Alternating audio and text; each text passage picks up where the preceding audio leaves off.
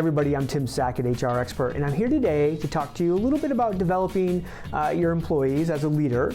And so the concept in this episode that I want to talk about is when we as leaders kind of go to an employee and here's the conversation, right? Which is like, hey Timmy, you need to be developed.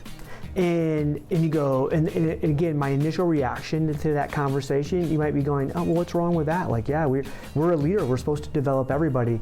The actual quote, you need to be developed, a lot of your employees are going to take it as, I'm broke, I suck, I'm not good at something, right? I'm not good enough. That's why I need to be developed. When in reality, in your mind and in my mind as a leader, I'm like, oh no, this is a really positive thing. Like, I want to develop you so you can prosper in your career and be better with us and go on to higher, bigger positions, blah, blah, blah. But they're not necessarily going to hear that. What they're going to hear is, I'm not good enough. Here's what we need to do, okay? You can't just go into somebody and it's like, hey, it's annual review time, it's whatever, and like, bam, now we're saying, hey, you need to be developed, and you're pointing the finger at them, and they feel like they're not good enough.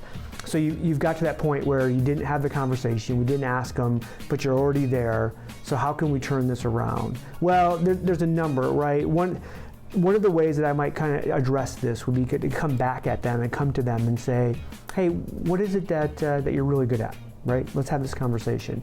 And now, what are some of those things that you're not so good at, but you think that potentially, this might be good for you?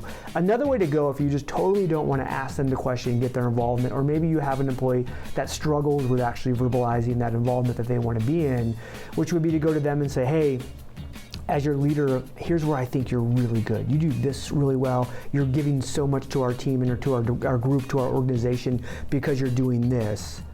What I would love to see and what I want to help you with is also increase this skill over here, because you can then give us so much more. And now what the feeling is, not that I'm not good enough, the feeling is, oh my gosh, I'm so good over here. This is so great. I'm getting this great positive feedback. And now I have a leader who also wants to help me get even better.